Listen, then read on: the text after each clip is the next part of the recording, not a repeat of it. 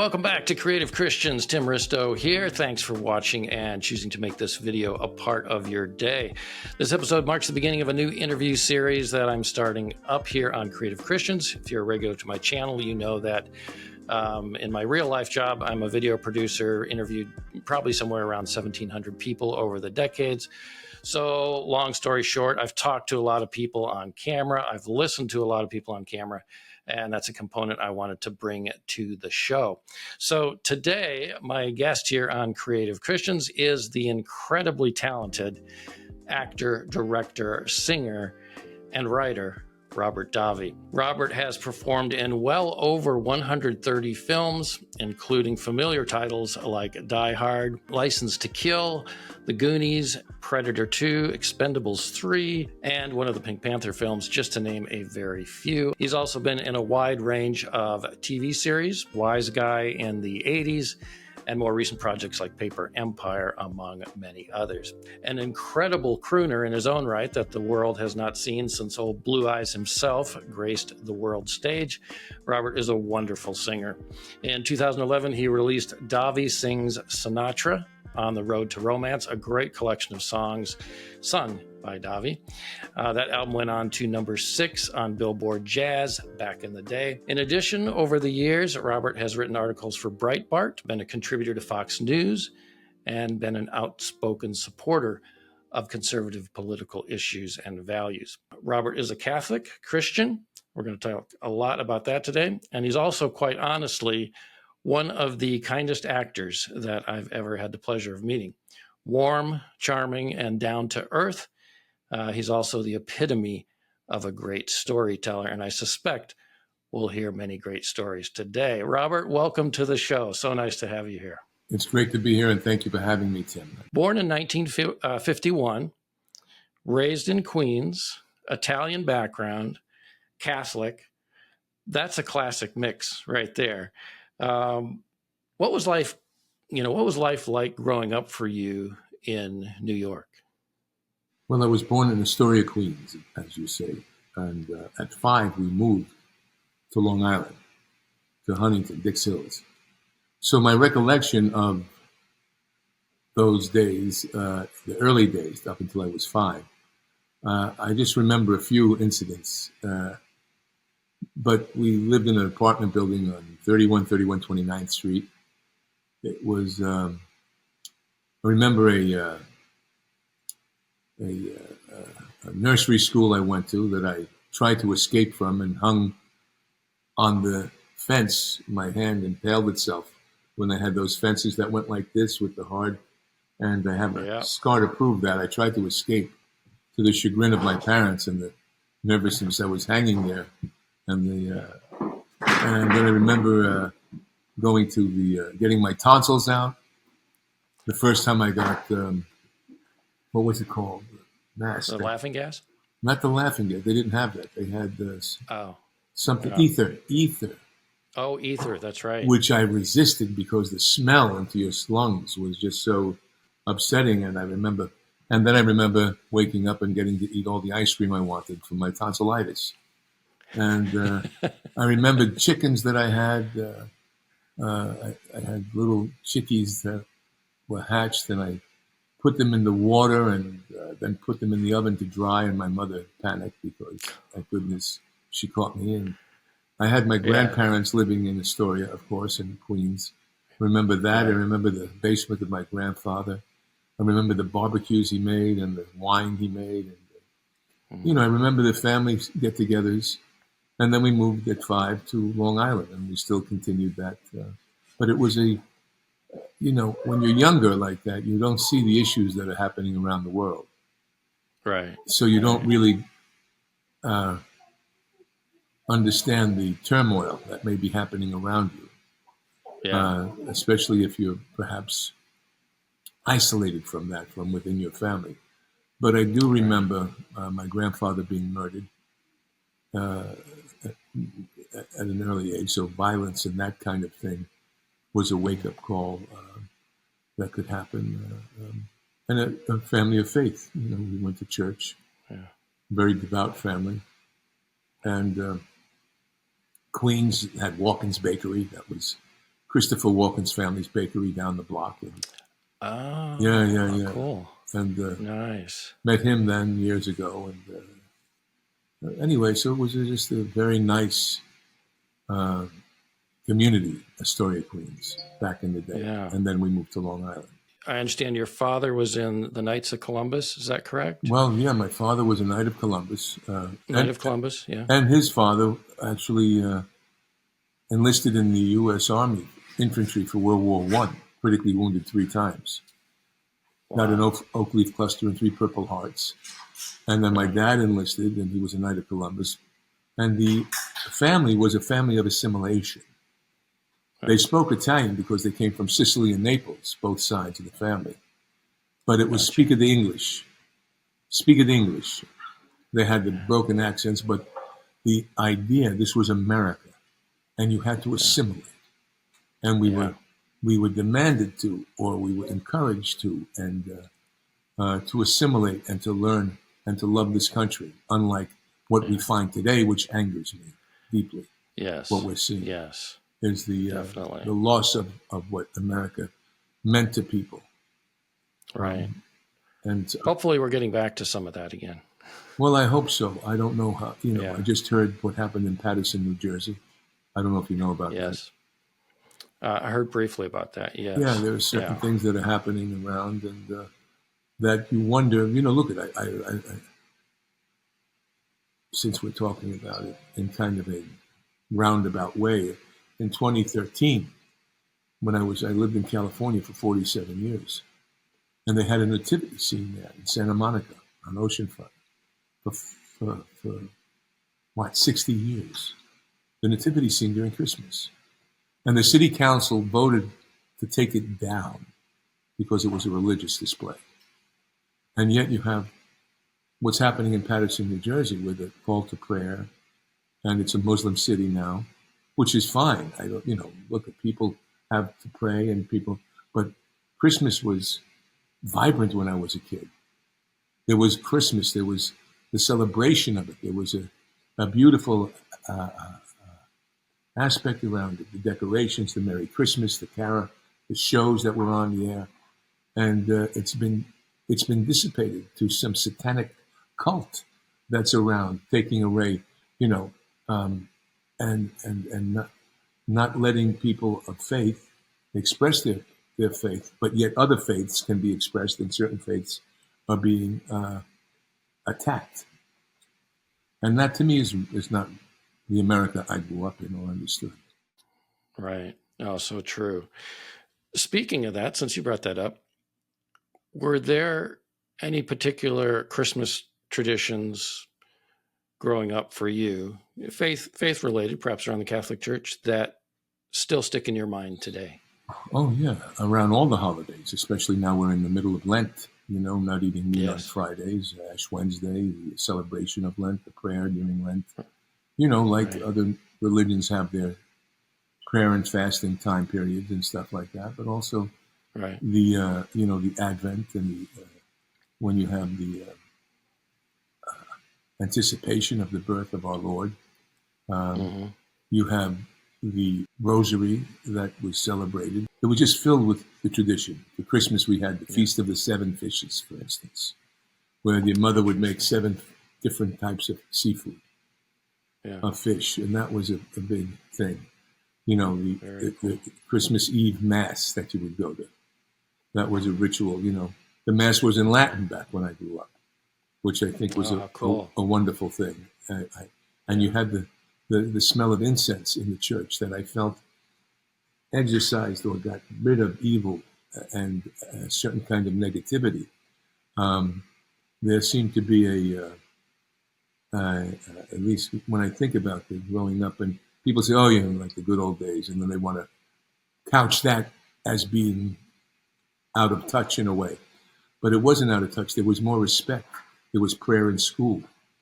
There was the ability to have whatever prayer you wanted, the moment of silence, but you were encouraged to have that. And I think kids were kinder to each other because of the moral compass that we had back in that day. The 10 Commandments were displayed in school. They talked about, you had religious pageants Today you have a Sam Smith kind of demonic go about in terms of music that's happening in society. Right. Unfortunately, there's a great poem book by Dylan Thomas that is universal. I don't know if you know it, Tim. I don't know. It's a child's Christmas in Wales. Interesting. He starts it off, one Christmas was so much like another in those days around the Seatown corner now. And out of all sound, except for the distant speaking of voices, I sometimes hear a moment before sleep. But I can never remember whether it snowed for 12 days and 12 nights when I was 6, or whether it snowed for 6 days and 6 nights when I was 12. And then he expresses everything that he went through in the holidays. Wow. It was Dylan Thomas, who was a great Welsh poet. It doesn't necessarily go into the Advent tradition or the Christian tradition of the birth of our Lord, but he talks about the ceremony around it and the people around that would happen and the snowballing that you would have as a kid. And it's quite lovely, nostalgic. But there were many, my mom would make what the Italians call struffoli. You would have Easter dishes, you would have Christmas dishes. And you would have there would be a compass to those holidays approaching and an anticipation that was lovely. So there's no question that faith was a very formative thing for you growing up. Oh, it was part of the fabric of your life. Oh, yeah. And you had to do, confession, and you had to do. I mean, when I got older, I became a sinner, and then I went back, of course. But in the younger years, I was very devout and very centered, and then I lost my virginity, so to speak.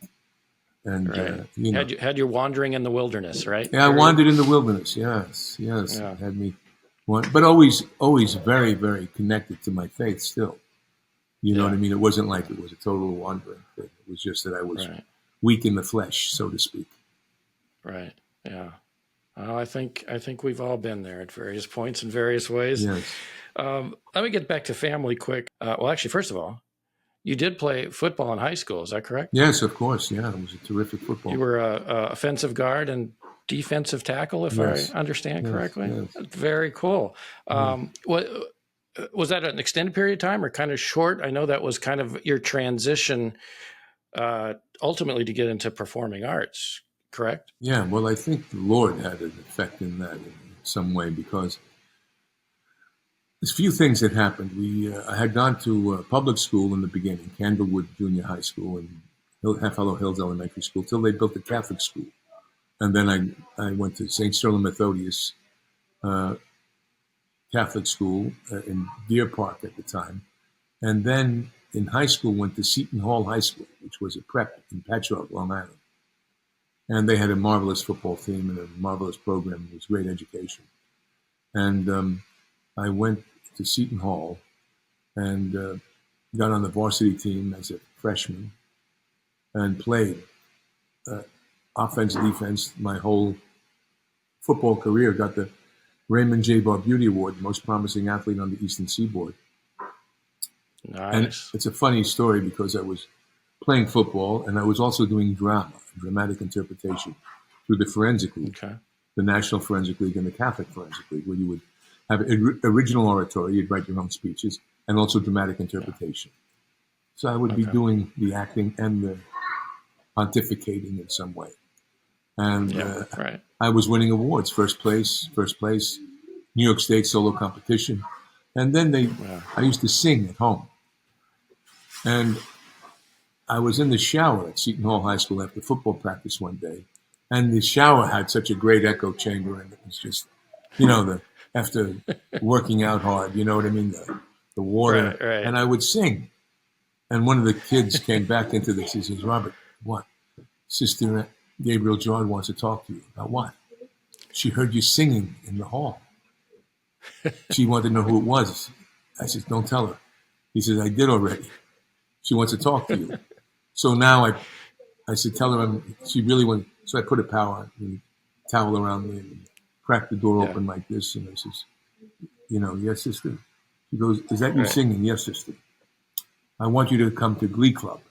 Now, to me, the term Glee Club in the early 60s. It was kind of not something. I was a football guy, mid 60s. Right. I was You were a doing jock. You didn't want to be part of a glee club. a glee club, and I was doing the drama. Yeah. I was winning awards first. I mean, every weekend there was Yeah.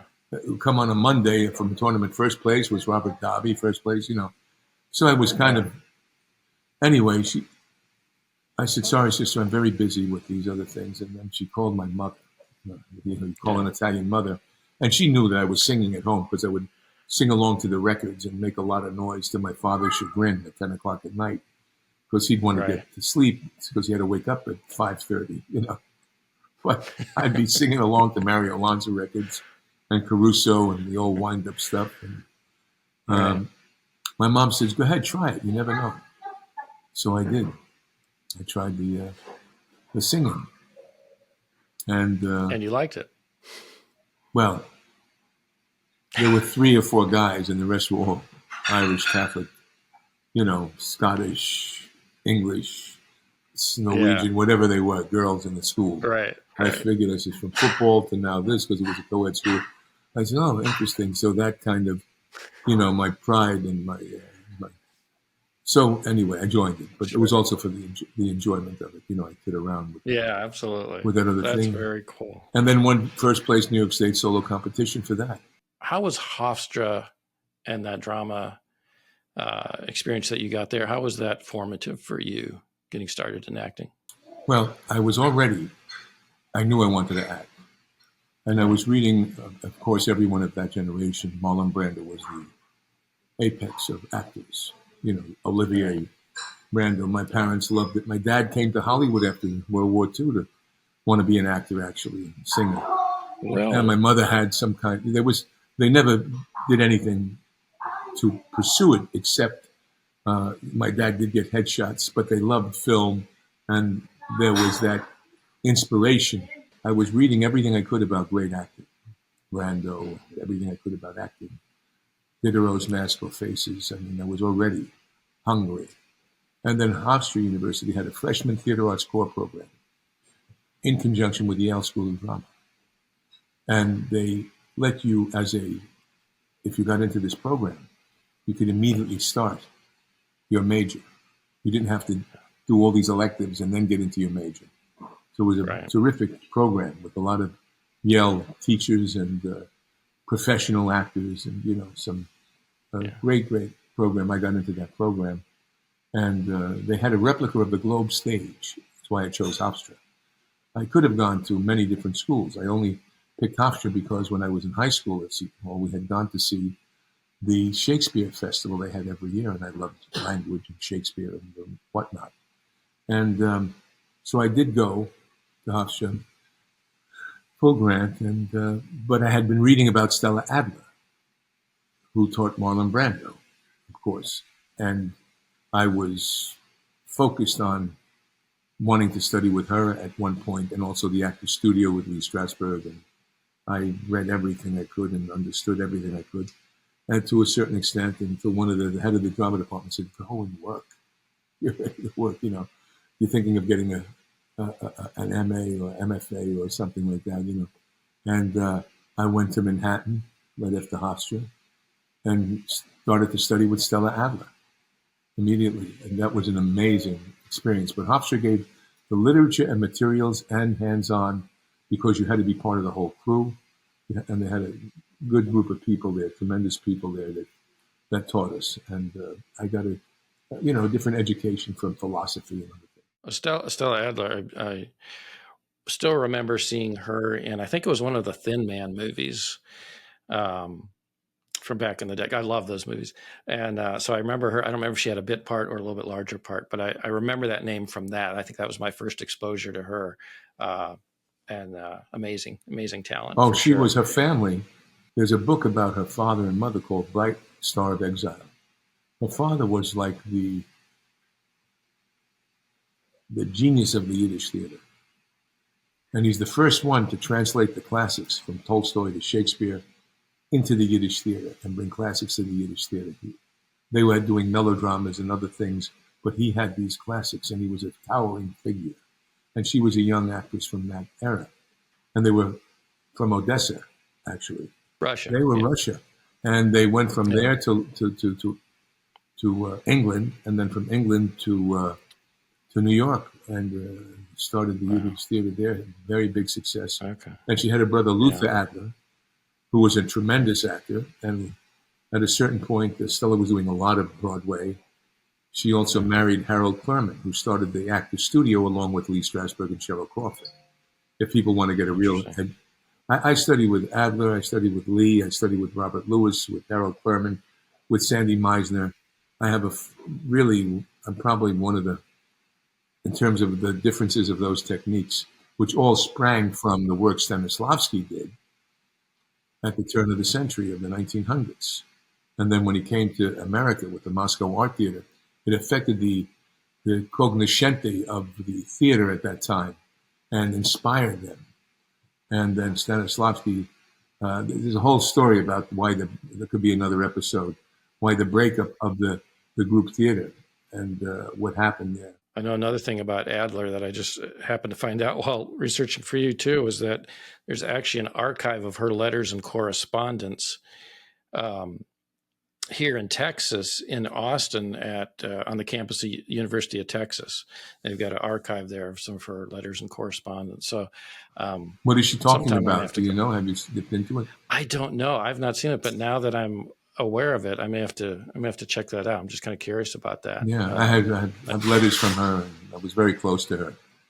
As a matter of fact, very close to her. We were very close. I studied with her 3 years, and then was friends with her forever. And that's when I was in Manhattan, and then when I went to LA, she would do summer classes in LA, and I talked to Brando for the first time on the phone at her house in Manhattan.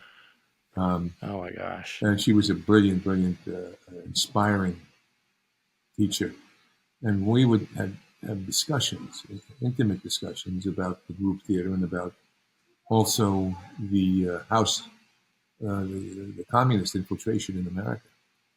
And she openly talked about the Marxists and how, because a lot of the artists, people say, why are actors so left? Well, and she was a staunch Democrat supporter, right? Wasn't she? She was, but then she said we were wrong. She said about certain things later on.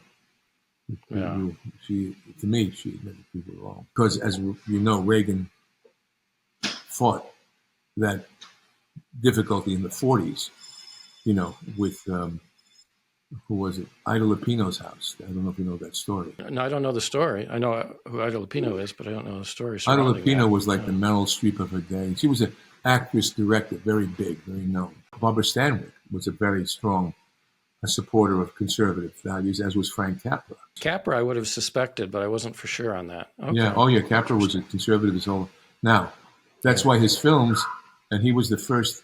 I digress and go all over the place, but Capra, if you notice, you don't hear much about him from the Academy of Motion Picture Arts and Sciences. His films, State of the Union, Meet John Doe, Mr. Smith Goes to Washington, people know Wonderful Life, but these other political films that he did really expose the corruption in our politics. Yeah. It shows the mechanism and and they're brilliant films. I mean, mind-boggling. Oh, without a doubt. In terms of what we see today and what must be going on in those rooms. But, and he was the first president of the Academy Awards and the first recipient as a director of an Academy Award. Wow. Yeah, Frank Capra. They should have the Frank Capra Award each year. It really should. They should have something to that effect to this gentleman who loved this country. But anyway, they had Ida Lupino had a meeting of the Communist Party in Hollywood at her house, 1946. Mm-hmm. And the actor William Holden, most people today don't know William Holden from A Hole in the Wall. They may know the movie Network, but he was in the movie Network, but he was a big star. The Wild Bunch. He was in many, as you would know, but I'm saying the regular. Right. Most people wouldn't know him. They wouldn't know.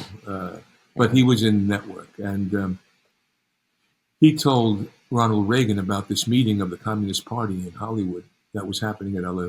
And they went. And Reagan wanted to speak to the group of actors and actresses and producers and union people that were there, and they were shouting him down until one actor got on a chair and said, "Wait a second, he has a right to speak. We should hear what he has to say. He has a right to speak." Yeah. And they shot that guy down in Buddha, but Reagan finally got a chance to speak, and they took that actor to the back. A man named Howard Da Silva took that guy to the back and berated him for 40 minutes. And Reagan says later on he wished he knew the pressure that actor was going through, because he died several years later of a heart attack. And that actor was John Garfield, that said he has a right to speak. And Olivia de Havilland was there, who was a conservative, and James Roosevelt, who was Roosevelt's son, was there. Okay. They were trying to warn the community. So the infiltration happened way early on.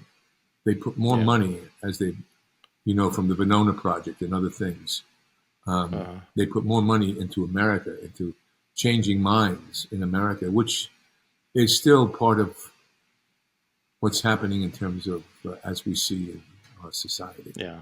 What was probably your biggest takeaway, let's say from Stella Adler in particular, because I know you've been with so many different acting coaches and through a number of different programs and but let's start with Stella Adler. Let's just say, what was your biggest takeaway from her? What do you value the most that you were able to apply to your acting that came from her influence and her teaching? Well, it's more complex than just to sum it up in a line or two.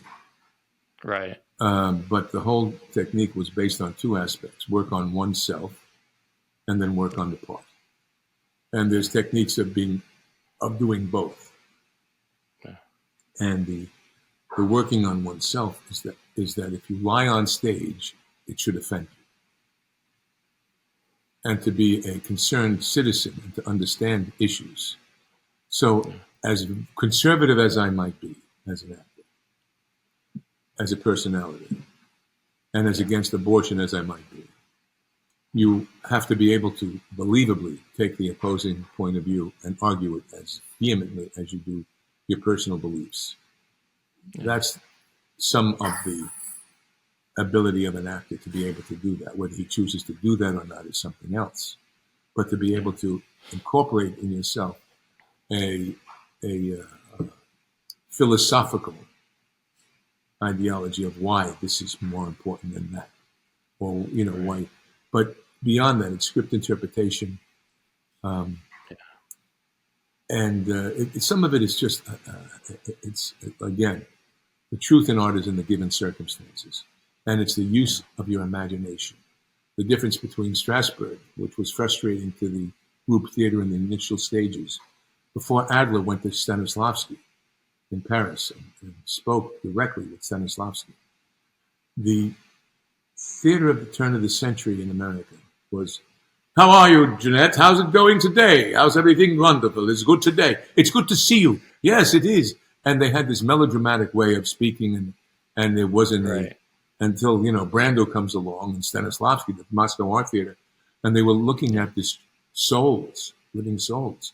A woman like Eleonora Duse, who inspired Stanislavsky, and Salvini, these great Italian actors. And that's what Stanislavsky did, and that's what these artists did, was they understood that it is the expression of one's soul. And how do you get to the expression of one's soul, and how do you break those personal habits that where you're representing something and you're not actually living through something? So it's building the imagination.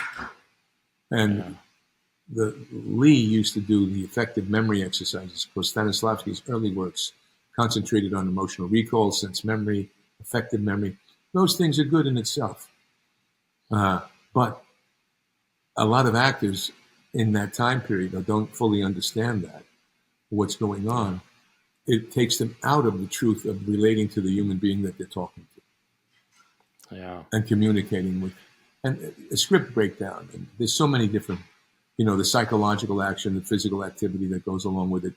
And really becoming an interpretive artist, of which the actor is. And the use of psychological gesture, many of the things that also Michael Chekhov, It's a whole, Mm. it's a whole bag Right. of, Spencer Tracy said, look them in the eyes and tell the truth. You know what I mean? Yeah. That's All basically right. the simplistic aspect of it all. And, That's the essence of it. but Yeah. even Gary Cooper studied with Michael Chekhov. You would think Gary Cooper. Oh, interesting. Gary Cooper's a tremendous actor, Yeah. you know? Sure was. Yeah. Yeah. Without a And doubt. they all knew of Adler because she was teaching for MGM as well. One quick question. Martin Landau. Yes, I You studied had with him too. Tell me just briefly about that, because I love Landau. I loved him in Mission Impossible and so many other roles. But Marty was a great guy. He was just a yeah. wonderful person, Marty Landau, yes. And I worked with him. How do you know that I worked with him? Did I say that somewhere? No, I'm not sure where my notation on that came from. I read it somewhere. Yeah. Yeah, Marty Landau. I gave acting classes in Hollywood, and he was Yeah. quite inspirational and wonderful. He also taught at the Actors Studio. Marty did. Oh, He also nice. moderated at the after Liga went, and many people you'd Yeah. have different moderators that would moderate at the Actors Studio. So you would go there Right. in L.A. or New York, and you would Yeah. continue to work on your craft and do different scenes and different workshops. But yeah, Martin Landau was a terrific person. Wasn't he in Mission Impossible? He was. Yes, that's where I first saw him as a kid when I watched the reruns of Mission Impossible on TV. I loved that show. Loved his character, Roland Hand, I think it was, the man of many disguises and all that. Yeah, I mean, you believe that loved him. they're doing the same thing today?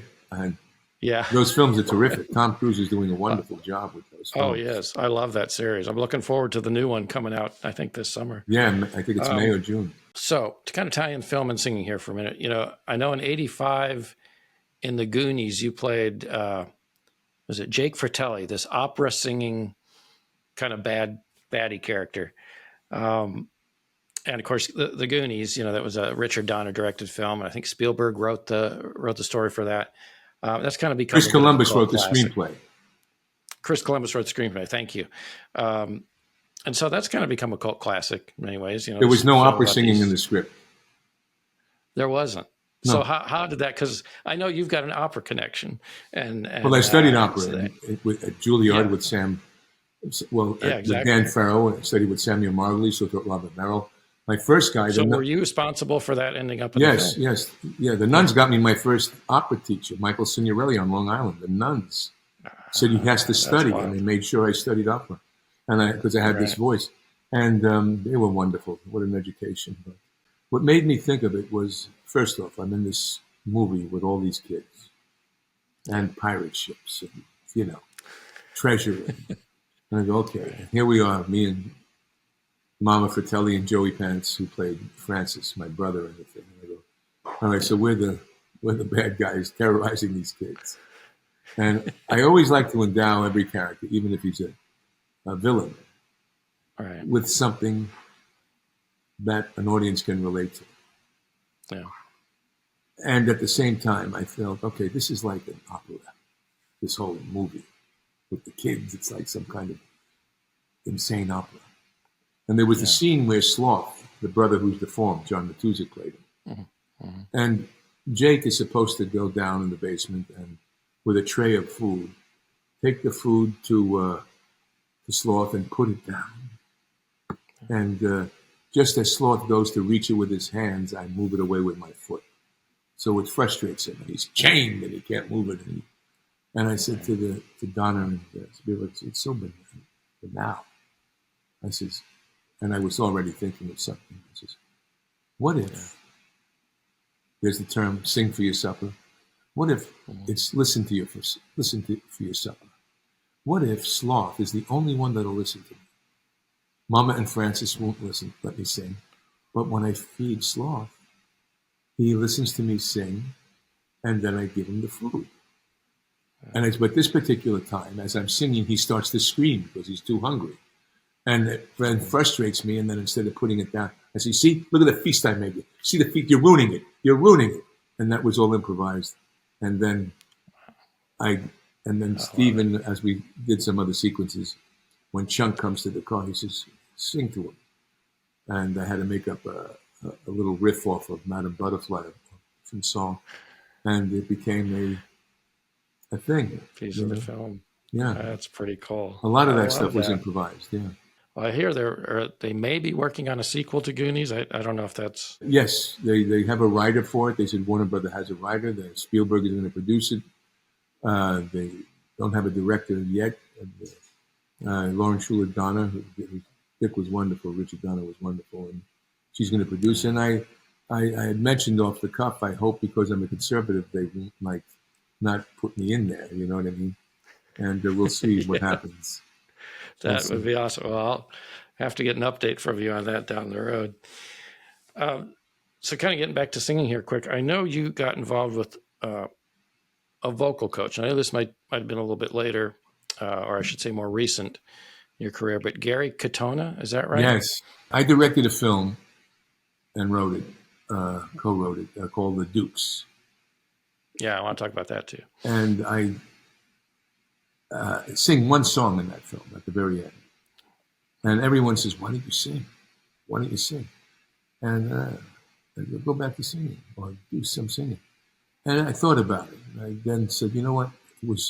Maybe it's the right time. And I thought Sinatra had passed. And I didn't think there was anyone handling the American songbook the way I felt I could, because he had edge. He was there was a whole different thing. I mean, his son was alive who did a wonderful job, but I had a film career going on that played the good guy and the bad guy. So I said, I could do these songs, which I loved, but I had always done the opera when I was younger. You would think I was going to do anything. People would say he was going to do the opera or the Italian popular canzoni popolare. But I talked to a friend of mine who saw the film, a guy named Bob Cavallo, who was the head of Disney Music and Hollywood Records. He was the manager to Prince, to Earth, Wind and Fire, Alanis Morissette, tons of Paula Abdul. I mean, tons of great artists. He was the manager to. Right. And I said to him one time, I said, Bob, what do you recommend for? I want to get back to the acting. What do you? Because I was in LA, I didn't know anybody, and he goes, Gary Katona, without even missing a second guessing. Gary Katona. I called up Gary Katona, and then I started to work with Gary Katona. We hit it off, and I went to him every day for like 3 years. And then I did a demo of the songs. Yeah. May have been 2 years, who knows, or a year and a half, but it continued on even after that. I did a demo of these songs, and I brought it to Bob Cavallo. He goes, "You want the truth?" I go, "Yeah." And he then played it for his head of marketing, who came down. Within 30 seconds, they looked at me and said, "Let's do it." And then they introduced me to Universal Music, and I did my first album, Davi Sings Sinatra, On the Road to Romance. Awesome. I've listened to it. I love it. You sound a lot like Sinatra, I have to say. Yeah, I'm not trying to impersonate him, but here's what's interesting. When I did those demos, I did them at Capitol Records. Yeah. And a woman named Paula Salvatore, who ran Capitol Records, and Al Schmidt was there all the time, the genius engineer. And they were all friends with Phil Ramone. And I don't know if you know who Phil Ramone is. No, is he a producer? Phil Ramone, like 20 some odd Grammys. Phil Ramone is like one of the major producers. That was, he passed. Okay. But all of Billy Joel. Oh, okay. Sinatra, I know Tony Phil Bennett, Ramone is, Barbra Streisand. Phil Ramone's a legend, as is Al Schmidt. So these guys were hearing my stuff. And Al, and they saw me, and I said, "Hey, would you guys produce the album?"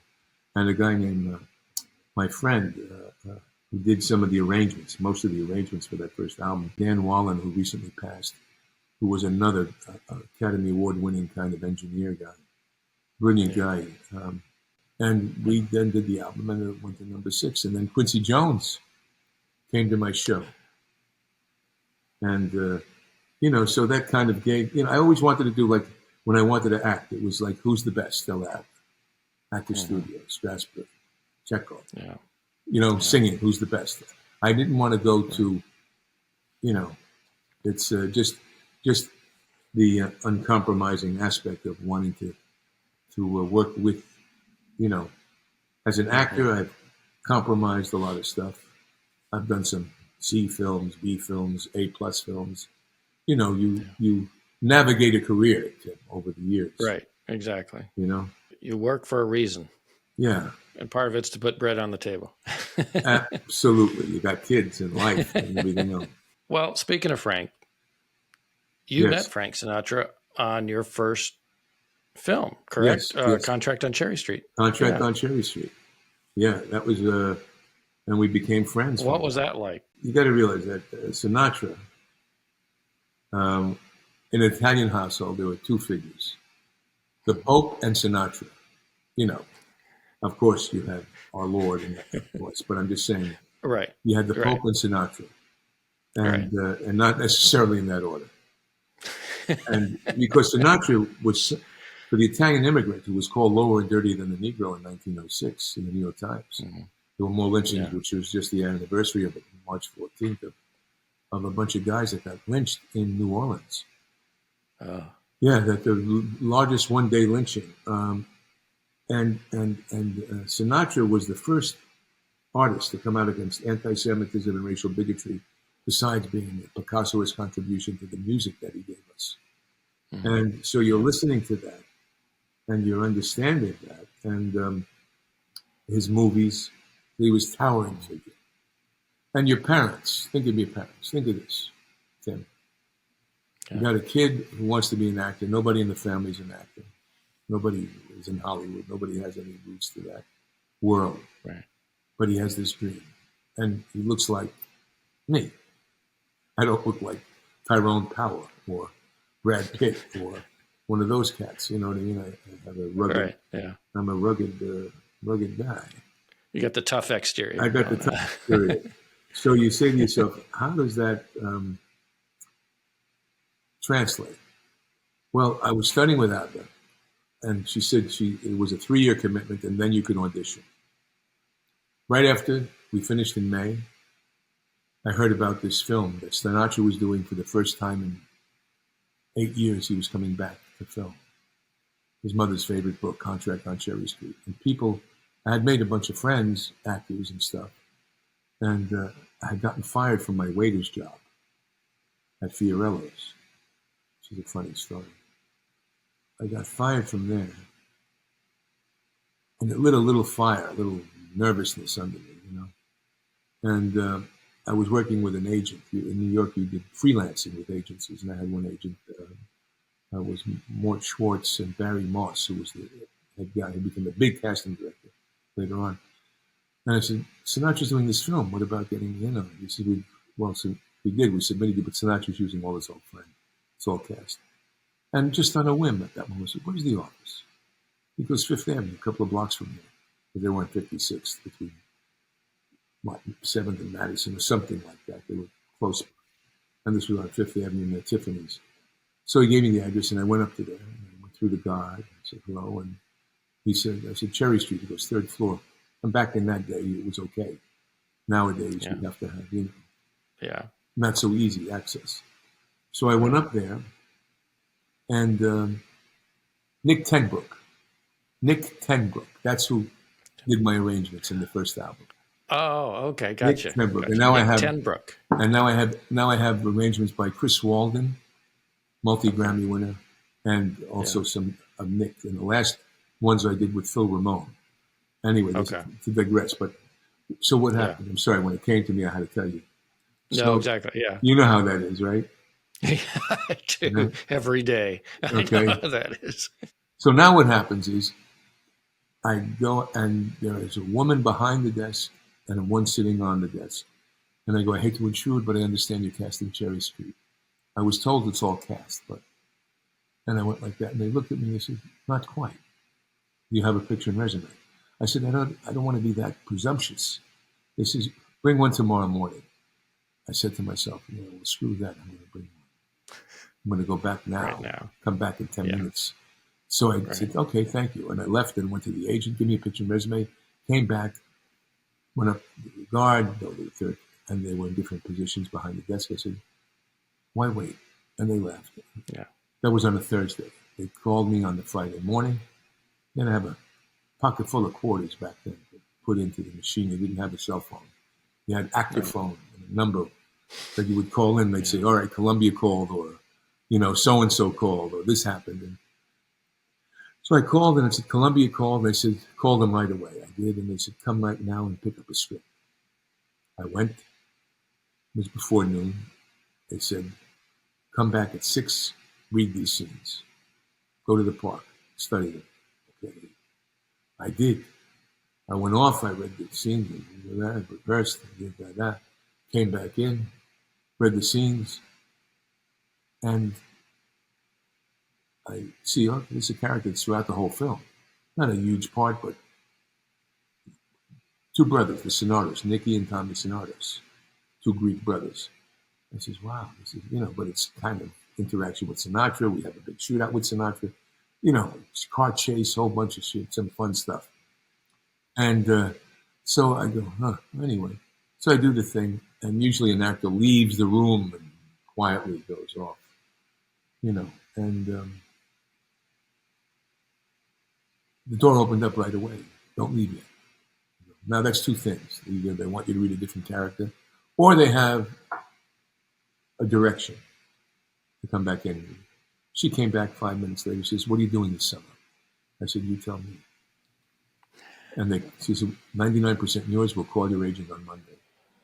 They called on Monday, made the offer, 3-4 months. And that week, my mom was diagnosed of having lung cancer. She died by the time we finished filming. She died in September of that year. And my dad got to live to see it and died 2 years later. But the kick of it is they saw their son do their first film with Frank Sinatra, who's an icon of life to the Italian, and that was them. That's cool. They at least got to see that. Yeah. See that. Or at least aware of it. You know what I mean? That was a thing because there was a lot of, his kid, the kid wants to be an actor. Right. Look at him. He looks like he was hit by a bus. How's he going to be an actor? It was that kind of stuff. But, oh, that's cool. Well, that's cool. Your dad got to see it. Maybe just some quick highlights on a couple films here. Of course, I think I've told you before, but I love, James Bond License to Kill. Yeah, notice they took me off the box. Yeah, what's up with that? You don't even have me on the back. What's on that small photo? But this is I think this is an old Blu-ray too. But I need to get the 4K. Yeah, yeah. If you're not politically, some of them cancel you and some of them don't. Yeah, so. And we're going to get to that too. What are your memories from working on License to Kill? Working with Timothy Dalton, he was on his second Bond film, second and last Bond film, as it turned out. But entering a franchise like that, playing the heavy in a film like that. I don't know which number film of that was for you at this point. This was 89. So I assume still kind of early on in your film acting career, I guess. But what was it like on that production? The word was I was an up and comer, and Sinatra introduced me to tons of people, of course, and then I did a film with Blake Edwards. Saw me in a TV series I did, Gangster Chronicles, and he wanted me to do a film that he was doing called Kansas City Jazz, which would have been in 1980 with Clint Eastwood and Burt Reynolds, but Clint had and I was playing the major heavy. And Clint had a falling out with Blake Edwards and took over the film and took my part in the film and made it into two different older characters. I then worked with Blake Edwards years later on Son of Pink Panther. Always wanted to work with Rebecca Benigni. So I was, and then I was hired for Rambo 2, but Goonies came in instead. And that was a conflict. That's another story we can get into another episode. But George Engler, there was a man named George Engler who ran Brando's company. He ran Paul Newman's company. And I met George Engler on a project that he was producing. Now, he produced and directed The Ugly American with Marlon Brando, which is a terrific film. He also produced Shoes of the Fisherman, which was a pure, terrific, ahead of its time film that's devout, not like Conclave, which turned sour. But Shoes of the Fisherman is about the election of the Pope and the first time that you could actually film in the Vatican, and this was because of George England. And he was a brilliant man. And he did a picture. He got Levinson Link to write the screenplay for it, called Terrorist on Trial, the United States of America versus Salim Ajami, where I played a Palestinian kidnapped by the United States government to stand trial for acts of terrorism. The technical advisor was Alan Dershowitz, who plays the character, played by Ron Liebman, is put in there by the government to defend the Palestinian. This is 1988. And and Sam Waterston played the prosecutor, pre-Law and Order days. This probably got him Law and Order, to be quite frank. But so we did this film, and it got tremendous reviews. Tremendous. I got tremendous reviews. I mean, it said Robert Davi makes everyone else in the cast look like sheltered pussycats. It was like really, you remember a quote like that, you know what I mean? Right, exactly, yeah. Especially when you've gotten some bad ones, you know what I mean? But you remember some of the good ones too. So what happens is I get, even the AD who I did Hill Street Blues with, because I did a very powerful Hill Street Blues that got a lot of attention. And he said, Robert, are you part of a movement? Well, no. Because I had the trailer. I was into the character, Yeah. Anyway, about a year and a half before that, I had dinner, or a year before. Yeah. Tina Broccoli was a huge fan of Goonies. Tina Broccoli's, Cubby Broccoli's daughter. And she liked me a lot. And I had dinner with her and her mom and dad at the bistro in in Beverly Hills. Yeah. And this was a year and a half before something, a year before anything.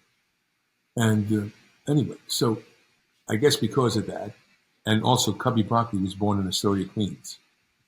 He was friends with Sinatra. I was born in Astoria, Queens. He grew up on Long Island, where I grew up on Long Island, had relatives in Sag Harbor and all of that. So there was some kind of, and I always remembered seeing Albert R. Broccoli when I was a kid watching the Bond films and having some connection. I don't know what it was, but I had some kind of, And now I do this film, and it comes out on a Sunday on CBS, 3-hour special. And Richard Maybon, who had written all the Bond films till then, calls up Cubby Broccoli and says, Cubby, put on Channel 2. He says, I've got it on. Now, Cubby had it on because I was in the entertainment section of all the papers, picture of this. He goes, there's the new Bond villain. He goes, I think so too. They called me in the next day, never read, met John Glenn.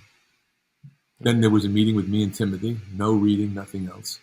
And bingo, I am the new Bond villain.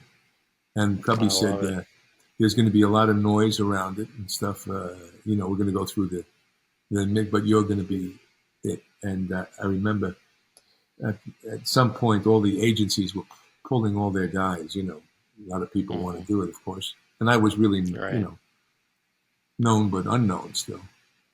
Yeah. To some extent, but just respected as an actor. I had many actors call me up after that thing.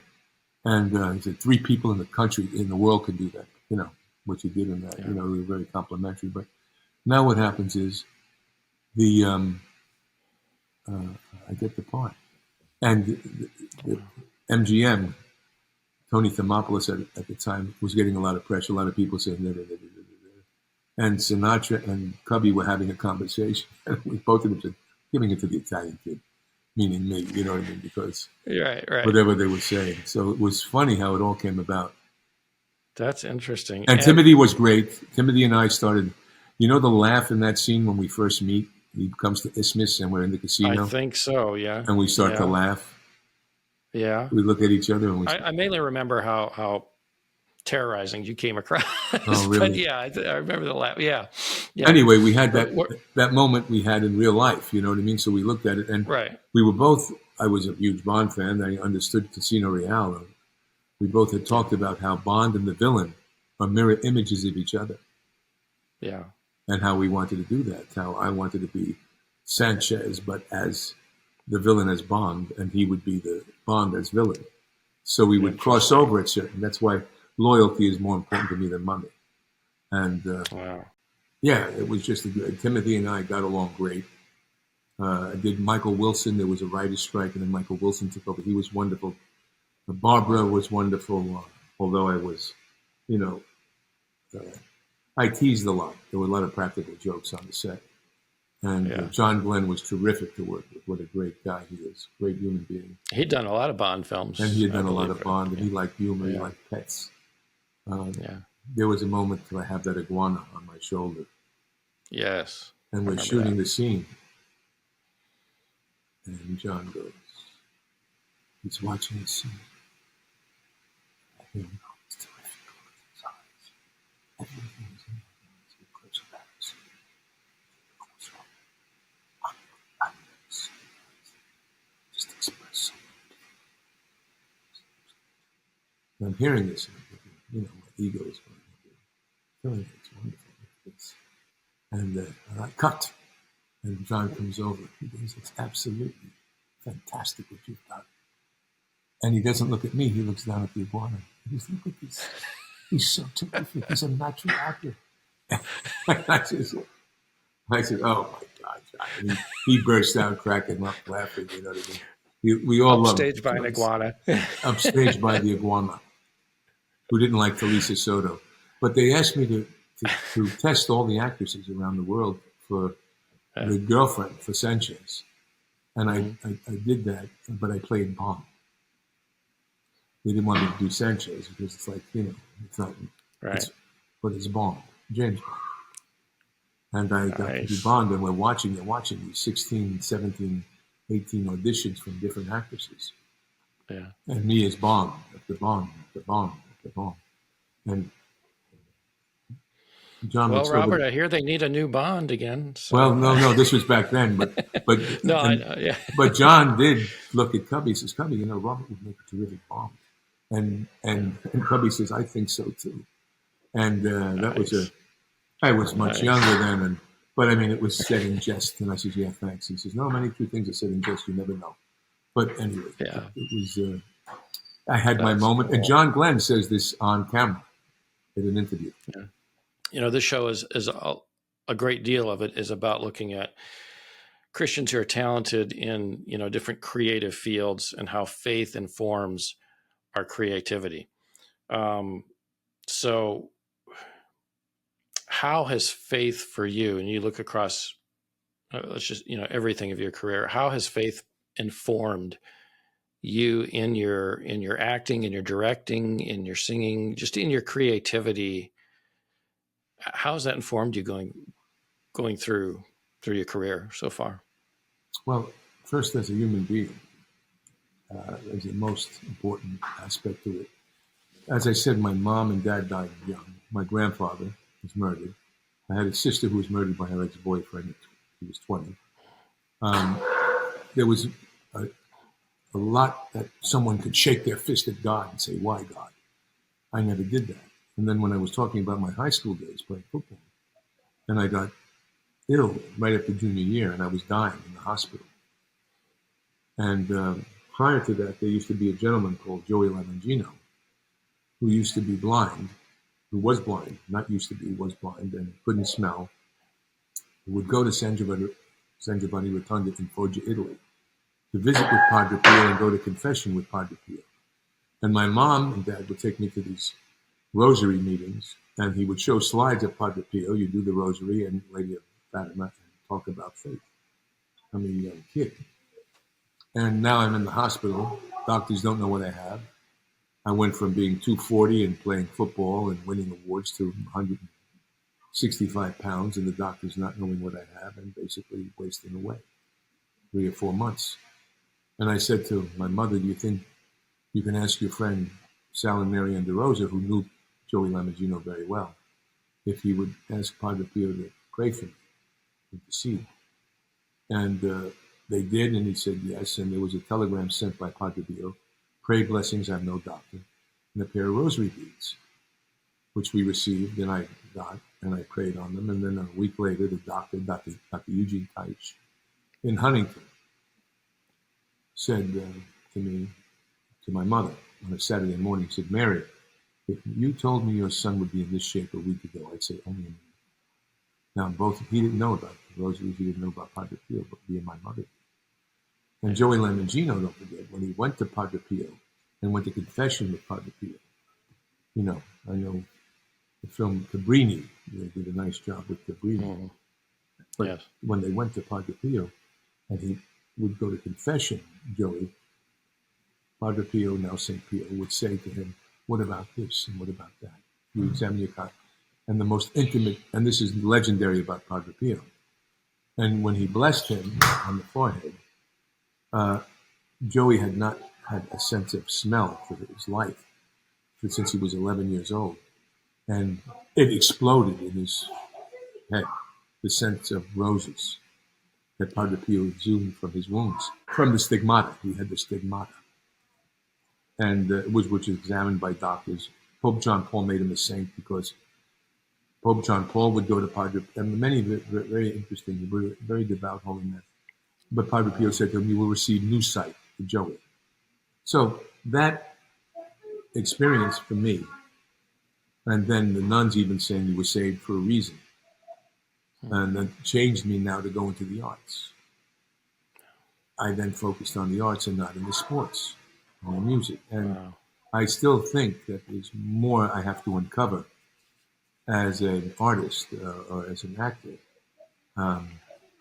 that fulfills some kind of whatever it might be. But I've always been outspoken on certain things. And so that's guided me. And the faith is very important. And I'm, look, I could be I went to confession the other day and I told the priest, politics gets me so upset. He says, as long as you don't hate. I go, sometimes I do, Father. Sometimes, Right, yeah. sometimes I get to be a little upset there. And I shoot my mouth on Father. But, right. So I constantly struggle with that and hope to bring it back. And but it governs many, many, many things, even though, some of the parts I may have played have not been, Sure. But I'm not. That's why I was so excited about Bardejov. So let's talk about that. Tell me how that film came about, and a little bit about kind of one of the key figures behind that too, Emil Fish, and how you got that role of Raphael Loewy. I had done a bunch of films with my friend. We first, as an actor, we acted together in Iceman. Many terrific talents were involved with. Ariel Bowman directed it. Got very good with Michael Shannon, Ray Yoda, myself, James Franco, Chris Evans, I think Chris, whatever, and Winona Ryder. Had a great cast. And Danny and I were in that. And so we met there, and then Danny was directing stuff and producing stuff. So he asked me, hey, would you do this? And I did that. And then another film. We did about 6 films together. And he's directing. He's very skilled, and he's, doing terrific work on a budget, getting it done, without a lot of fanfare. They're independents, but he gets them done. And he does a good job with them all. And he called me up. He said, I got the script. I met this guy, he said, on the plane, coming from or going to Tel Aviv. He says, and he was telling me about how he said to him, well, what do you do? He did this, and what do you do? He says, I am an actor, director. He says, you're a director? And he says, yes. He says, oh. And Emil was looking for a director because he made a nadar, a promise, to his town of Bardejov in 2005, that he started to rebuild this Slovakian town that was, there were no more Jews there at all. But he rebuilt the town as a nadar to his people that were left because of the Holocaust or killed because of the Holocaust. And at the same time, he made this script. He got a writer and had a script developed called about this experience in Bardejov and what happened. And it's a true story. And Danny read it and said he'd do it. And then he sent it to me. He says, who do you want to play? And I read the script. And Raphael Loewy just jumped out. I said, I got to play Loewy. You know what I mean? I said, and he knows I could play accents and play different. He knows my range and that stuff. And he says, okay, I'll make sure Emil is okay with it because I wasn't Jewish. He says, and Yeah. he says, and he did, and that was it. And I just wound up playing Rafael. Well, you do a great job. I mean, uh, you are that character as far as I'm concerned. It's just the way you play that is just so well. And I know I've mentioned, I think in my review too, but just your opening line, that great gravelly voice intro, it's just sold from the first frame. When you step into frame, you just become that character and along for the ride all the way through to the end. But I think it's a wonderful film. I actually really like it a lot. Yeah, thank you. And it was very meaningful. I told Emil and Danny, I was a faith-based viewer, understood the faith that was in that film, and Right. And the importance of what the message in that film, and the reaction. I just did an interview online. They showed it at a school in Syracuse 2 nights ago, Oh, and a lot of people. And I'm going to a synagogue on Tuesday in Sarasota, and they have a big screening there that I'll then talk to the people, and people are finding the film and wanting to screen it, and everyone across the board that finally sees the film and gets involved with it. The reviews have been terrific, except for some people that, for whatever reason, may not like Holocausts or Jews and then give it a negative, online. yeah. Some of those. Yeah. But the film is, done purely and not a big budget. We should have put it in the theater for a week so we could have been in that group of films for Academy Award Right. consideration. Exactly. You had your directorial debut in 2007 with The Dukes, and it was you, Chaz Palminteri, right? And of course, the great Peter Bogdanovich were all starring together in it. And, this was your first time really behind the camera. So what was what was one of the biggest challenges for you stepping behind the camera for the first time after being in front of it for so long? And what was that experience like in making that Well, to film? give some background to the film, Yeah. which I think is interesting. When I did Contract on Cherry Street, the gentleman who plays the other Sonatos brother is Jay Black from Jay and the Americans, which was a huge doo-wop group. I don't know if you ever heard of Jay and the Americans. No, Look I don't him think up. so. Murray Decay said he had the greatest voice in rock and roll, Jay Black. Cara Mia, Why? Must We Say Goodbye? Many hits. They had many, many hits back in the 60s. They were on top of the world. And here I am in 1977 playing with this guy, Jay Black, who told me how difficult it was. Now they were playing, instead of stadiums, at Jolly Rogers and little local clubs. And he would watch the TV and shoot his gun at the television. I mean, he was just a character that, saw this great career. And I said, how interesting. Now, it echoed back to my dad, me reading a story in the New York Times, how steelworkers in America, after thriving, were laid off. This is in the 70s. An article in the newspaper, the New York Times, doing it. I said, my God, these poor people work their whole life. What do they do? How do they re-enter? The jobs are gone. This is back in the 70s. And it happened to my dad. Then he worked somewhere else and stuff like that, but I saw that. Yeah. And now this actor, this singer, that Jay Black from Jay and the Americans, I go, even an entertainer, right? Made me think even entertainers are on top of the world, and what do they do? So I started to write, and I wrote many, many pages. And I was doing Raw Deal with Schwarzenegger, which was in '86. And a friend of mine, James Andronica, who passed away, pray for his soul, I told him, he was a writer, he wrote the movie Nunzio years ago. That was around in the 70s. It was very, New Yorkers knew about it. And he was a terrific writer, a terrific guy. I said, James, let's do this film. And he knew about the doo-wops world as well. So we wrote, had the draft. It was called The Dukes of Melrose initially. And I left it in my drawer.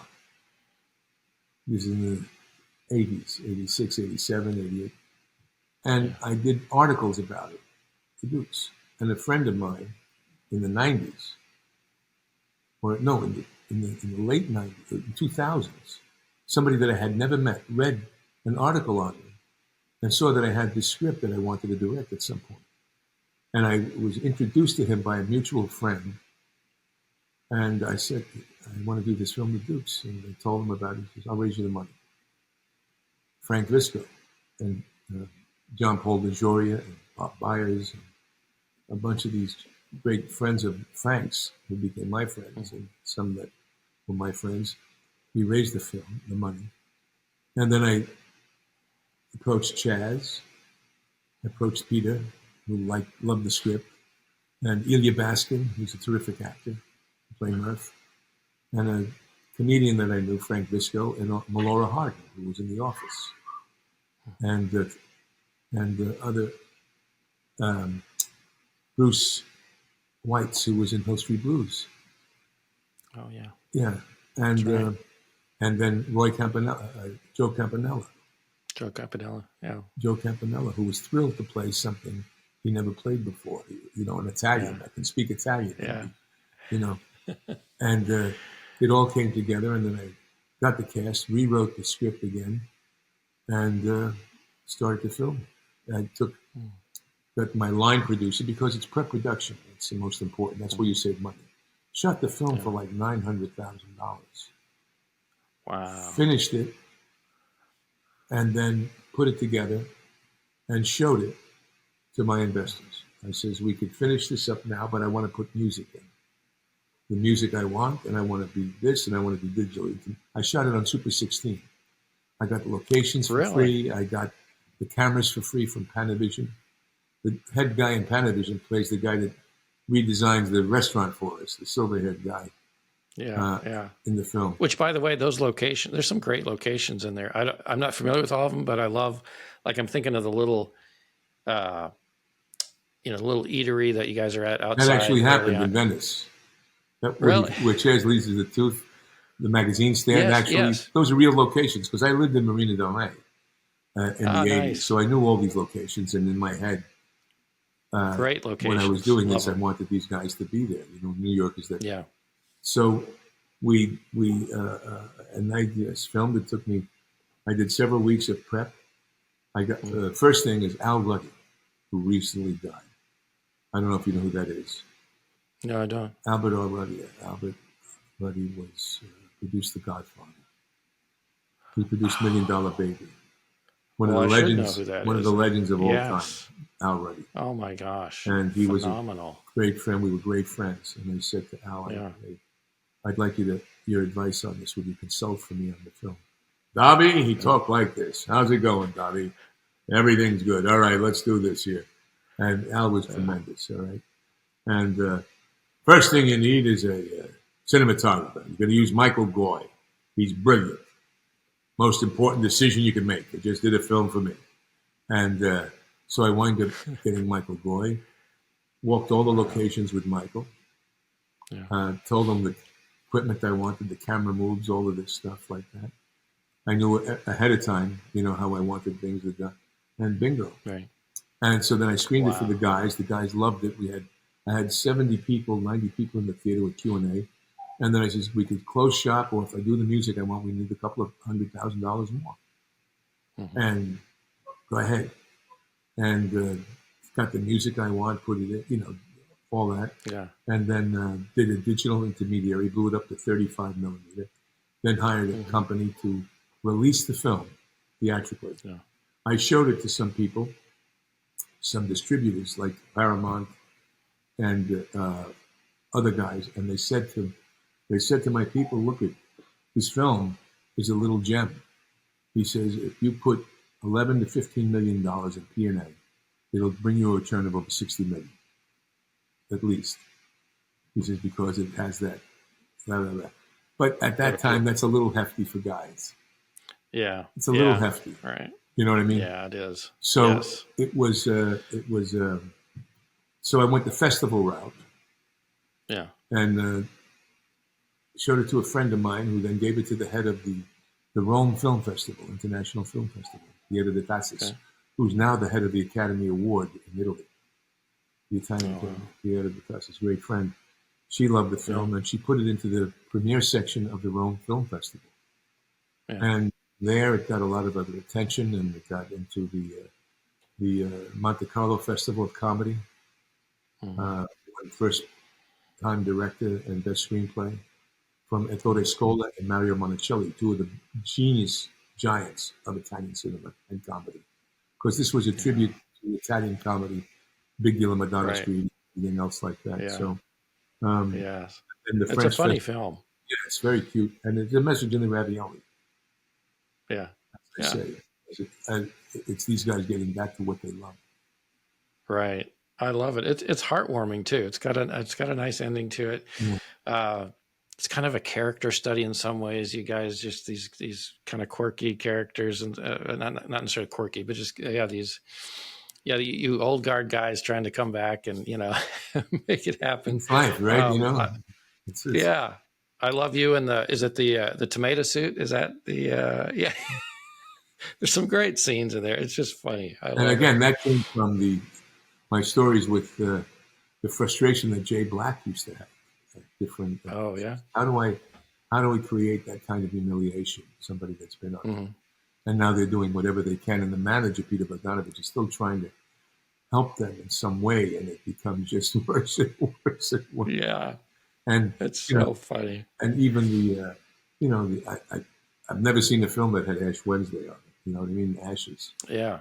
And I have that there to show the dichotomy of life. You know what I mean? Yes. Let's bring in the family aspect a little bit, family and faith. Talked a little bit about your beginnings, your parents, how faith was formative to you early on. How now in your family today do you strive to kind of, impart those? Ted. This is Ted. Hey, Ted. Look what you did. Is Ted a poodle? No, Ted's a Bichon. Oh, okay. Wow. A Bichon flea. Pretty. Hi, Ted. Nice to meet you. This is baby Ted. You just wanted to be part of the interview, right? I guess so. Yeah. So faith and family, we talked a little bit about, how you started, how your life began with faith and your parents' influence and the Catholic Church early on. How now today, family of your own, do you strive to impart, the values of faith in your family today? How do you do that? How is that part of the way you live your life today? It's always difficult because, your distance. I then remarried. I met a girl in Estonia 8-9 years ago. I had been separated and divorced. I had not been married in the church, except for when I was very young. And then I got an annulment because it was based on a lie, actually, based on something. And then we got married in the church. And my little 5-year-old, Gabriella, we have, comes to church with us every Sunday. My kids were all baptized, all in the church. And they have their own lives. It's hard to bring kids to faith. My daughter, Isabella, is like born again. She's not necessarily Catholic, but she's Catholic, but she's goes to a born again Christian church up in Northern California with her boyfriend.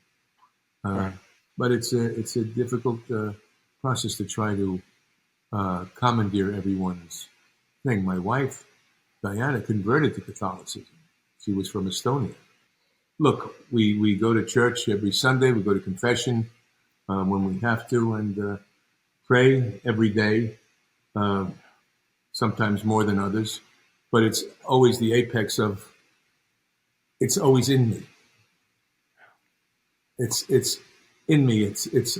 I always say this. I go, everything you do is a prayer.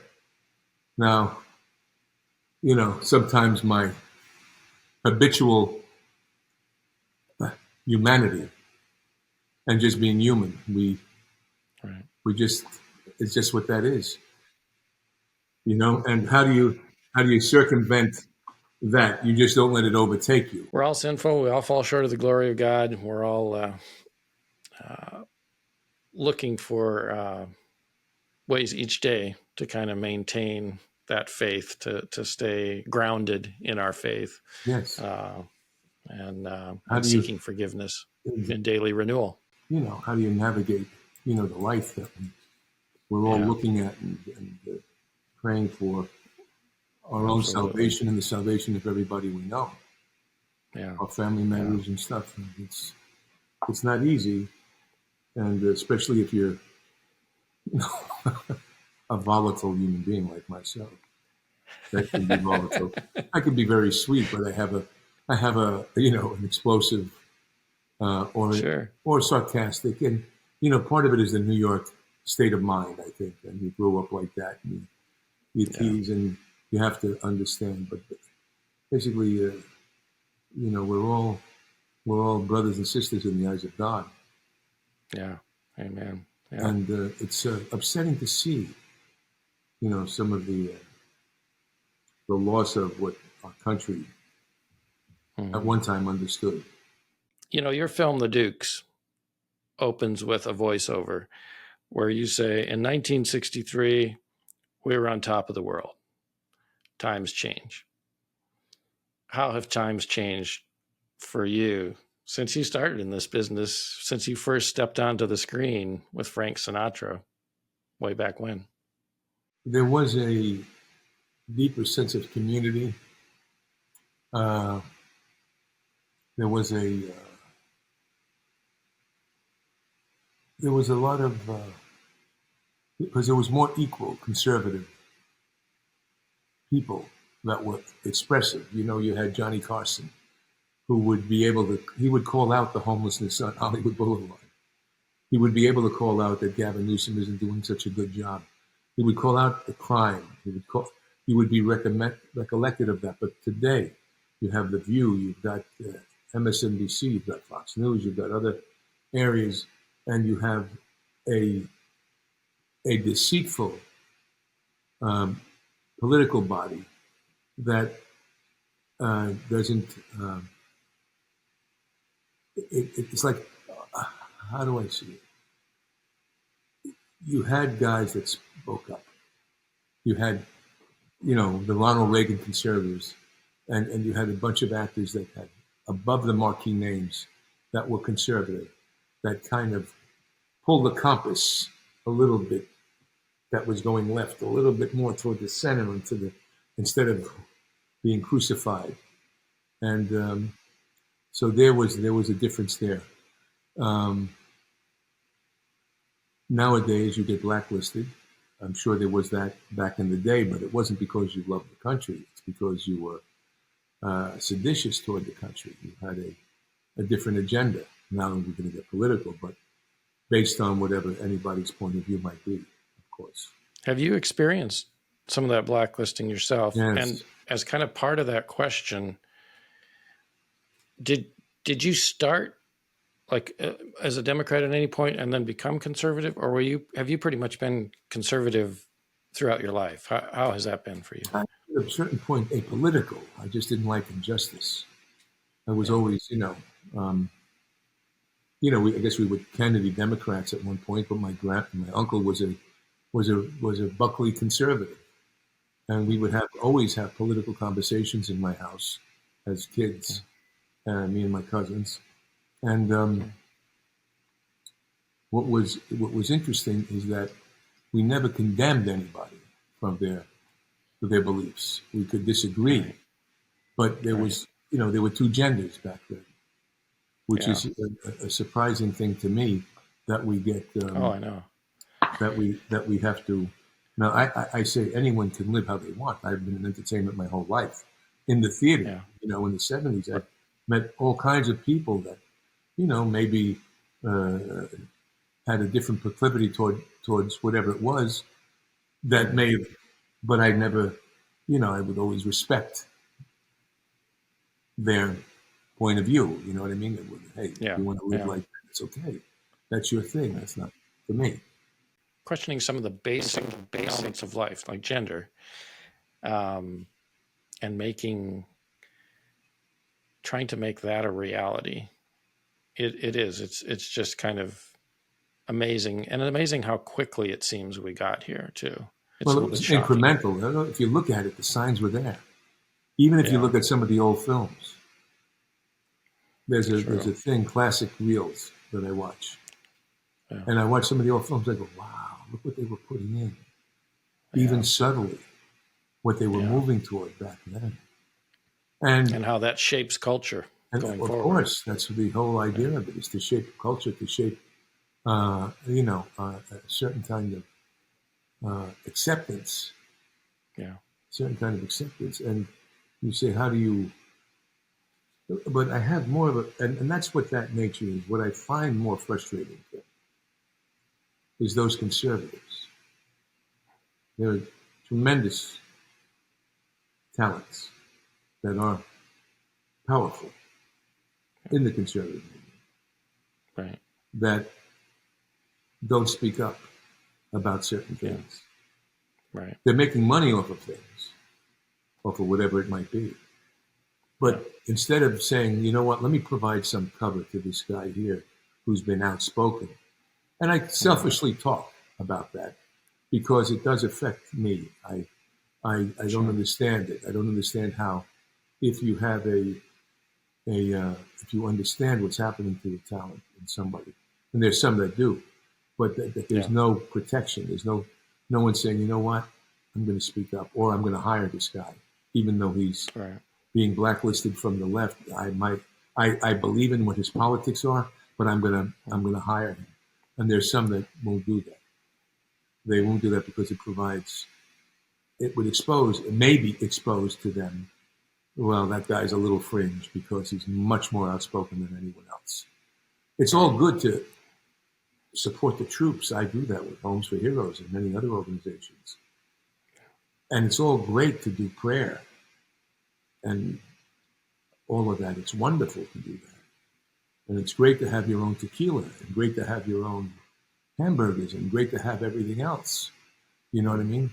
That becomes a marketing ploy, and do a lot of good work with that. But you have to say to yourself, in the community of people that are in that world, let's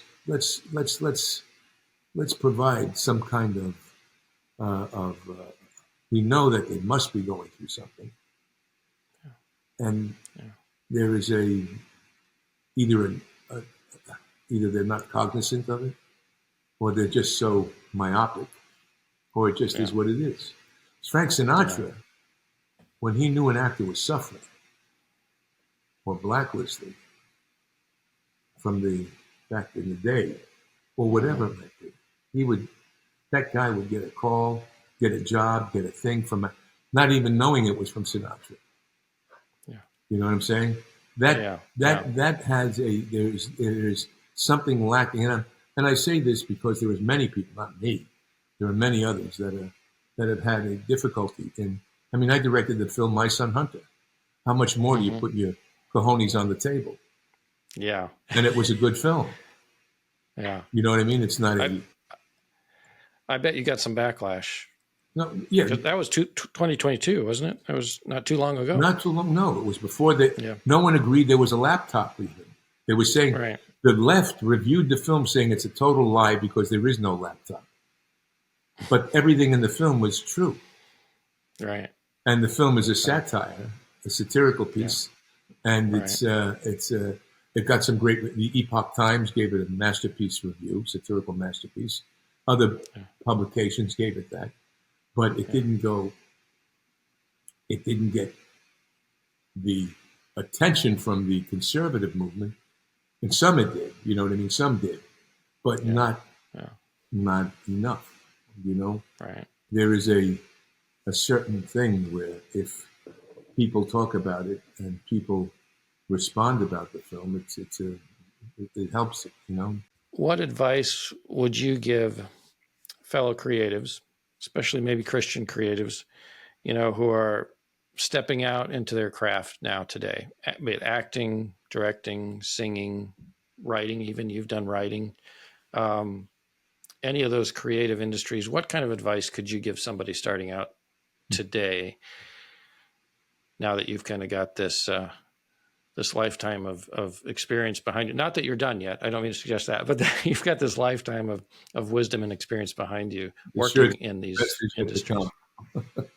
Yeah, that's right. Exactly. But what advice could you give somebody starting out today, maybe, or that's, underway? Well, I have my own son that's starting out, and I tell him, but he says it's a different time, Dad. All I know is I wanted to be a shoemaker, and I wanted to study with the best shoemaker that was in existence, and where were they, and where am I going to go, and how he's going to teach me to pick out the leather, pick out the style, the cutting, the whole 9 yards, stitching. You have to learn the craft. It's a craft. Yeah. And kids today, I think, I see some of the work as great, and some of it is lacking, because there's not there are many great people, but I think any actor has learned their craft. They may say, no, I never did a class. Well, that's a lot of garbage. Some of them did many classes, and they're not going to say it. You know what I mean? It just came down from. So I would say that. I would say you have to study. You have to learn what the great masters said. Read about everything you can about it. Do Shakespeare. Do language. Broaden your horizons. Be engaged in the world. How things feel. How they feel to you in the society, and lift things from society when you look at it. Just don't take an act and say, oh, okay, that's, one of the things we had was the idea of seeing even a blade of grass coming through a crack in the cement. What did it take for that to happen? What will did it take for that to happen? What kind of and what does it represent that a blade of grass can crack? Come up through a piece of cement and actually have an effect on that, whether it came through first, whatever came first. But anyway, lift the idea of things around you in life, circumstances, what we see in life, like the meaning of, I don't want to bring up Patterson, New Jersey again, but it just is on my mind because I'm happy for the Muslim population here, where the call to prayer is happening 5 times a day. That's, God bless it. But the church bells don't ring in Patterson, do they? They stopped church bell ringing. They stopped putting up Christmas trees or nativity scenes in the town square. Are we not all equal? Can we say that one thing, it's like what's happening in the anti-Semitism, the rise of that in the world and in the universities. And, it's a complex issue. It's not black and white. I go back to write an article in 2014, 2013. Why isn't the Gaza Strip like Disneyland? I wrote that. 2013, 2014. Why isn't it like Disney? Why did the Arab countries pull together to create a Gaza Strip that is a destination for the world to go, and the Palestinian people will have jobs, and it will be, oh my gosh, what could happen there? Because it's a beautiful part of the world. But yet, that never happened. Trump recently spoke about it, but I wrote about it in 2014.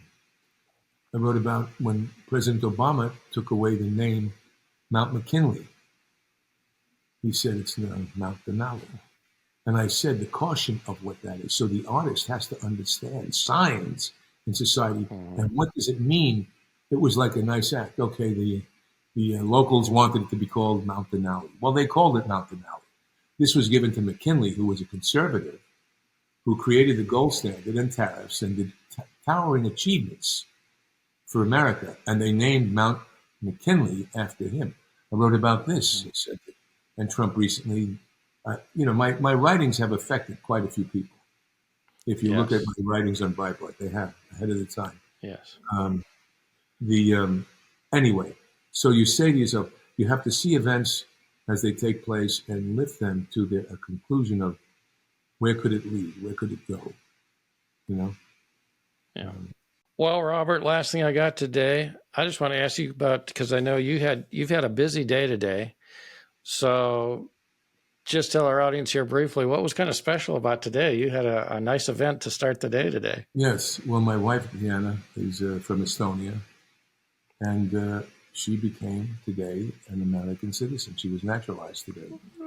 This morning, so we went out and we celebrated a little longer than we anticipated. So we had to delay our thing. But yeah, it was very emotional. It was great. They had 61 people, I think, 60 people that they naturalized today. And it was quite from all over the world, from all different parts of the world. It was, and the reading of that. And I took two friends of mine, two 30-year-old veterans that were in Afghanistan and Iraq and in the Pentagon and in McGill and in Intel and all over. They came and they said it was almost the same getting sworn into the military. It's almost the same because they had not witnessed a swearing in of a naturalization. Congratulations to your wife. Congratulations to you, your whole family. Thank you so much for taking time today out of an already busy day, like I said, to talk here with me today on the show. I've loved this opportunity to chat with you. Like I said, I've got probably 6 more pages of questions I could spend time asking with you on, but I think it's a good time to shut it down here for now.